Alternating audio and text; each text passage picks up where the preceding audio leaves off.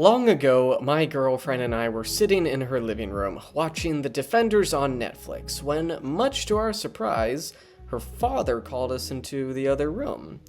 This was unprecedented, and 22-year-old me was nervous and unsure of what to expect. Were we in trouble? Had I done something wrong? Instead of the confrontation I half expected, Kay's dad simply told us to read The 5 Love Languages by Gary Chapman. After reading it, I can confidently say it's a must-read for any couple. For autistic couples, I'd argue it's absolutely vital. We all have a tendency to take relationships for granted and overlook each other's needs, but autistic couples in particular need something like a compass to navigate those needs. The 5 Love Languages is an excellent compass. There are 5 love languages: words of affirmation, acts of service, receiving gifts, quality time, and physical affection.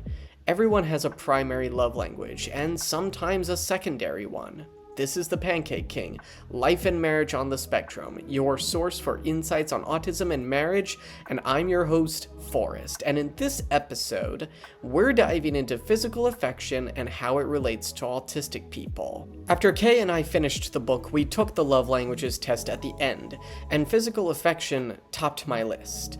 Interestingly, for Kay, physical affection was far down the list. Her top love language was receiving gifts, followed closely by quality time, then acts of service, words of affirmation, and finally, at the very bottom, physical affection. This isn't uncommon for people on the spectrum. Despite physical affection being my love language, I have a complicated relationship with touch. It can feel invasive, and some autistic people instinctively pull away or try to escape the situation.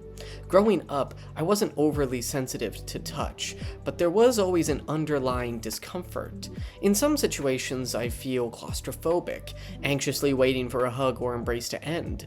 I never like feeling restricted in my movements, and I still avoid sitting on the couch with my feet up because my elbow rubs up against the back cushions, and I don't really like that. A recent experience made me think more deeply about how touch affects me. I was at a training session for a club run by the foster kids camp where I volunteer, and someone came up from behind and placed a hand on my shoulder. The hand lingered, and instinctively my own hand started to reach up.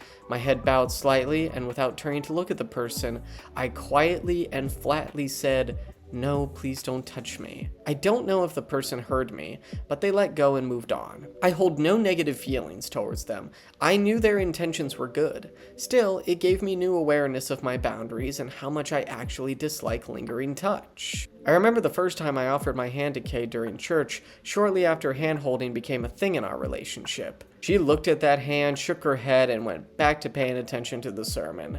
She wasn't offended. I just wasn't a regular hand holder for her yet. It's not me. It's you. For many autistic people, it takes time to feel comfortable with physical touch, as I clearly learned right there. While some may crave physical affection, many either don't want it or prefer to take it slowly. It might seem unusual, but some autistic people feel more comfortable if you ask before putting your arm around them, hugging them, or even touching them in any way. Others might not have an issue with this, but it's always wise to ask first. This not only helps your partner feel more at ease, but it also builds trust, which is crucial in any relationship. Without trust, the relationship will not last.